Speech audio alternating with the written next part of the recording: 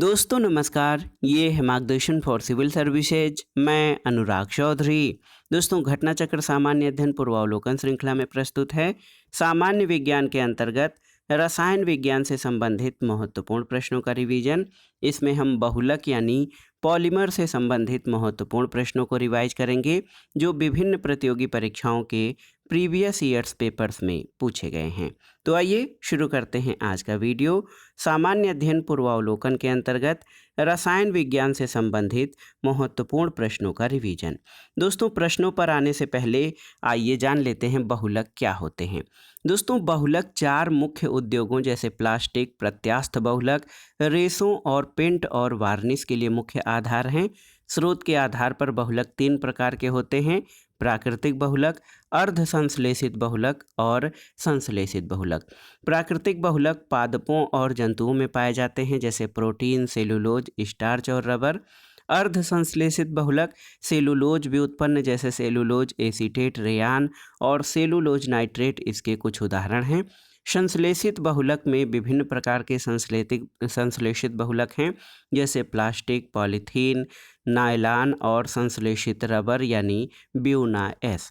मानव निर्मित ये बहुलक हैं जिनका पूरी तरह से प्रयोगशाला में संश्लेषण के द्वारा निर्माण किया जाता है।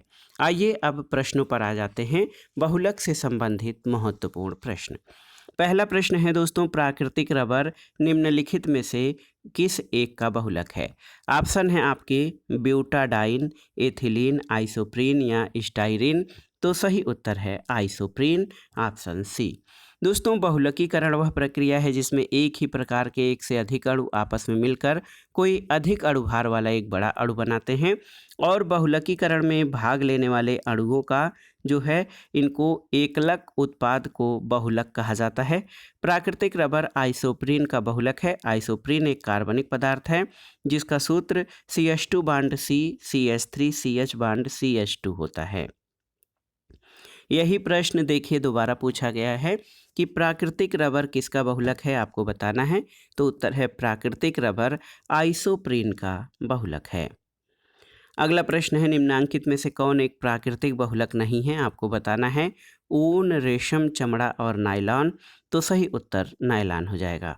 दोस्तों ऊन, रेशम, चमड़ा सभी प्राकृतिक बहुलक हैं लेकिन नायलॉन प्राकृतिक बहुलक नहीं बल्कि इसका संश्लेषण प्रयोगशाला में किया जाता है और ये मानव निर्मित बहुलक है।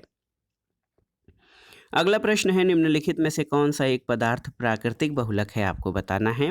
बेकेलाइट, रेशम, केवलार या लेक्सान। तो सही उत्तर रेशम हो जाएगा। अगला प्रश्न है, निम्नलिखित में से कौन बहुलक नहीं है? देखिए घी, स्टार्च, प्रोटीन या रूई।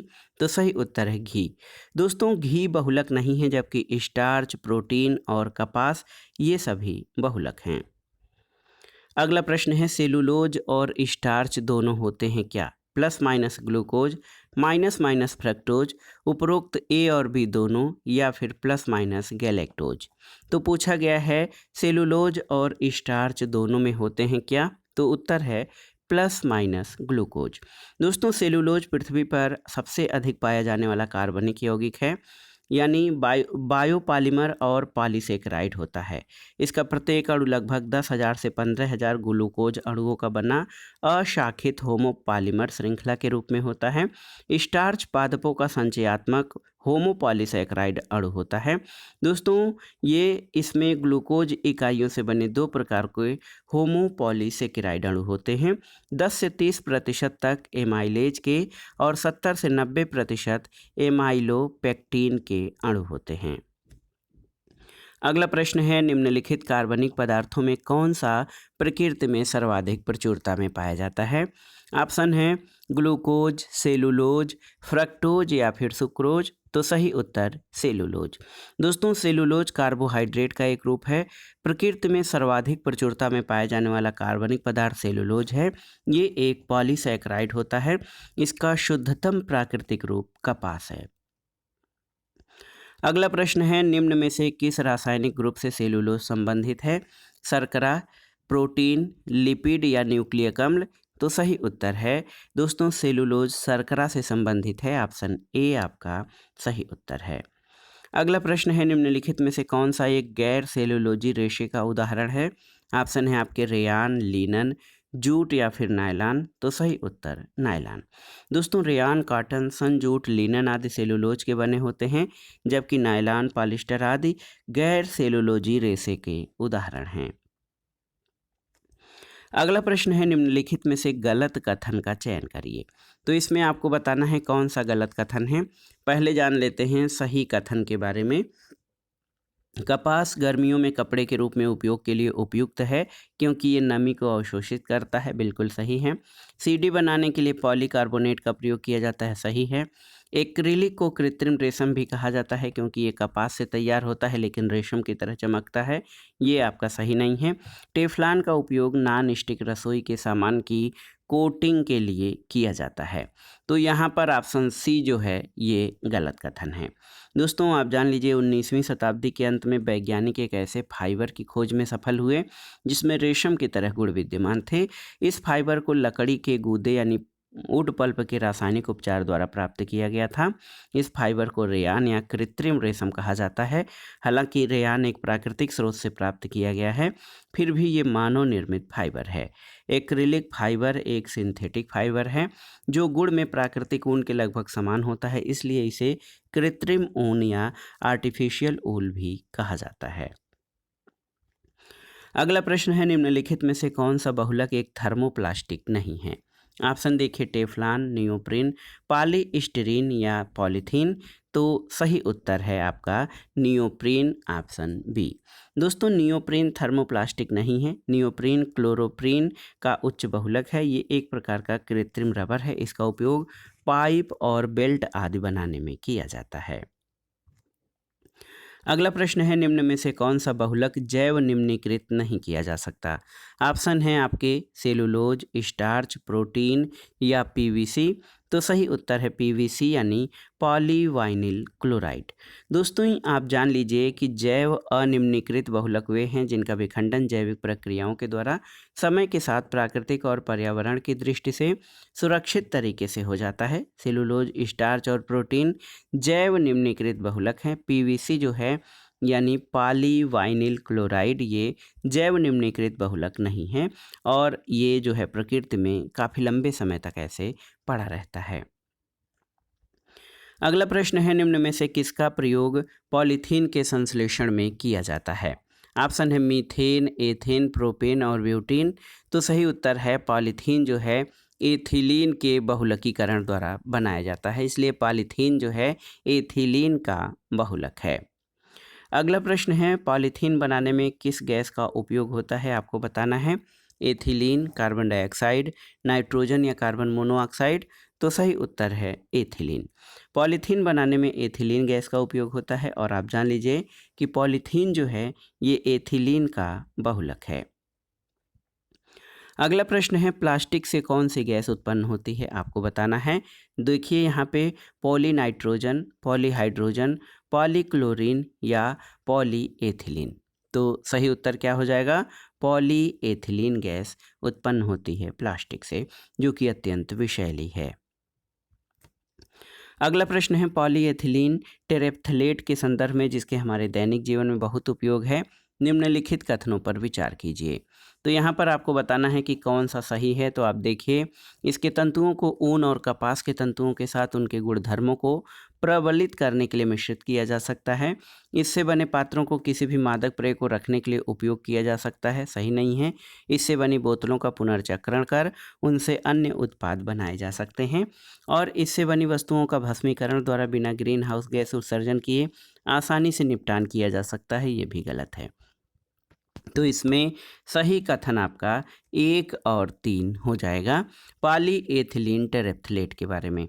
दोस्तों पेट या पॉलीएथिलीन टेरेप्थलेट या पेट जो होता है ये बहुलक के पॉलिस्टर परिवार का सदस्य है जो मुख्यतः एथिलीन ग्लाइकोल और टेरेप्थलेटिक अम्ल के बहुलकीकरण द्वारा होता है।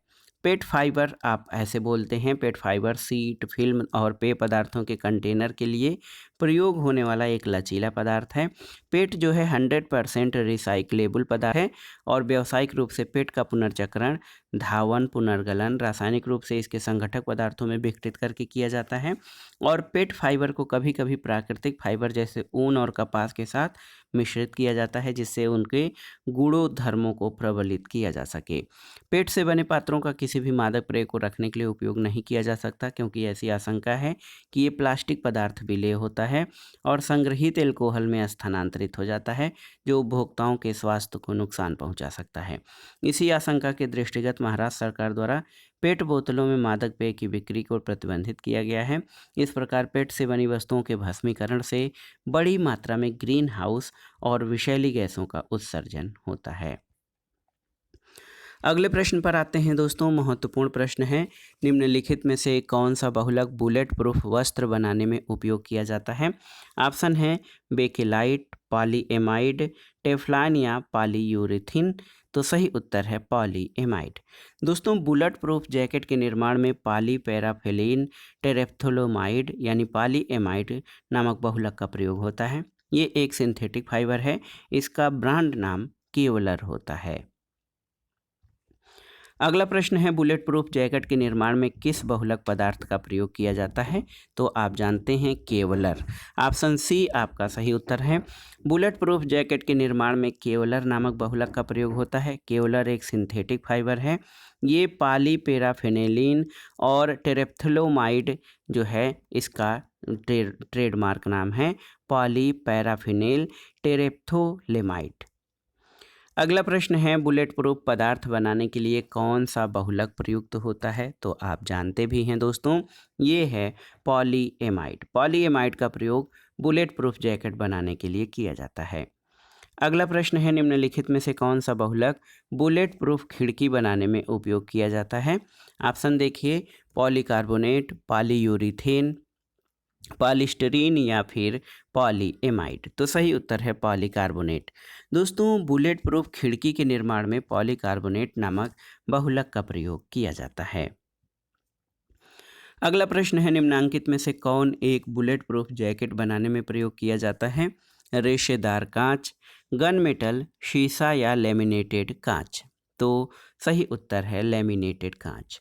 दोस्तों, बुलेट प्रूफ कांच मूल रूप से साधारण कांच की अनेक परतों के बीच पॉलीकार्बोनेट की एक परत डालकर बनाया जाता है। इस प्रक्रिया को आमतौर पर लेमिनेशन कहा जाता है।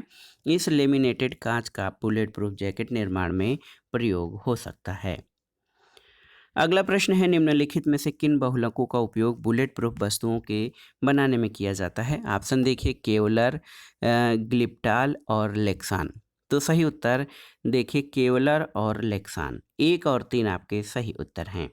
दोस्तों, केवलर और लेक्सान बहुलकों का प्रयोग बुलेट प्रूफ शीशा, डीवीडी, किचन के बर्तन आदि बनाने में किया जाता है, जबकि ग्लिप्टाल एक थर्मोसेटिंग प्लास्टिक है। इसमें तन्यता नहीं होती है, इसलिए इसका इस्तेमाल पेंट बनाने में किया जाता है। अगला प्रश्न है दोस्तों, निम्नलिखित कथनों पर विचार कीजिए। 4 कथन हैं। टेफ्लॉन और डेक्रान बहुलक हैं, नियोप्रीन संश्लेषित रबर है, पॉलीथीन पॉलीएथिलीन का बहुलक है और प्राकृतिक रबर क्लोरोप्रीन है। तो सही उत्तर क्या हो जाएगा इसमें? दोस्तों, इसमें सही उत्तर टेफ्लॉन और डेक्रान बहुलक हैं, नियोप्रीन संश्लेषित रबर है और पॉलीथीन पॉलीएथिलीन का बहुलक है। ये 3 सही हैं। प्राकृतिक रबर क्लोरोप्रीन है, ये सही नहीं है। 1, 2, 3 आपके सही हैं। ऑप्शन ए सही उत्तर हो जाएगा। दोस्तों, प्राकृतिक रबर आइसोप्रीन का बहुलक होता है, जो रबर के वृक्ष से लैटेक्स के रूप में प्राप्त किया जाता है। प्राकृतिक स्रोतों से प्राप्त रबर को संश्लिष्ट रबर या सिंथेटिक जो है रबर कहा जाता है। प्राकृतिक रबर कहा जाता है polystyrene, duprene rubber, neoprene rubber, thiokol rubber, polyethylene, teflon और डेक्रान बहुलक के उदाहरण हैं और पॉलीथीन आपका पॉलीएथिलीन का बहुलक है। अगला प्रश्न है, वह बहुलक जो विशेषतः बर्तनों पर न चिपकने वाली सतह के रूप में प्रयुक्त होता है, वो क्या है? तो उत्तर है टेफ्लॉन। दोस्तों, पॉलीटेट्राफ्लोरोएथिलीन यानी PTFE पॉलीटेट्राफ्लोरोएथिलीन एक संश्लेषित फ्लोरोबहुलक है। इसका साधारण नाम टेफ्लॉन होता है और ये एक ठोस फ्लोरोकार्बन है। इसका घनत्व 2.2 ग्राम प्रति घन सेंटीमीटर होता है। इसका गलनांक 327 डिग्री सेंटीग्रेड और ये अनेक कार्यों के लिए उपयोगी है। मुख्यतः इसका उपयोग बर्तनों पर न चिपकने वाली सतह के रूप को बनाने में किया जाता है। अगला प्रश्न है, निम्नलिखित बहुलकों में किसका प्रयोग न चिपकने वाली कड़ाही के निर्माण में किया जाता है? तो सही उत्तर है टेफ्लॉन का। अगला प्रश्न है, नॉन स्टिक फ्राइंग कड़ाही में किसका लेप लगा होता है? तो सही उत्तर है ये टेफ्लॉन का लेप लगा होता है नॉन स्टिक कड़ाही में। अगला प्रश्न है, टेफ्लॉन क्या है? ऑप्शन देखिए, फ्लोरोकार्बन, हाइड्रोकार्बन, रोगाणुनाशक या कीटनाशक। तो सही उत्तर है टेफ्लॉन जो है ये फ्लोरोकार्बन है। ऑप्शन ए आपका सही उत्तर है। अगला प्रश्न है, टेफ्लॉन निम्नलिखित में से किस एकलक का बहुलक है?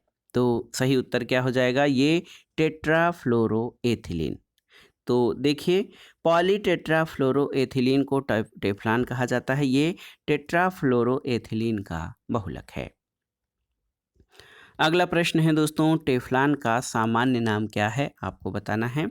तो सही उत्तर आपका हो जाएगा पॉलीटेट्राफ्लोरोएथिलीन।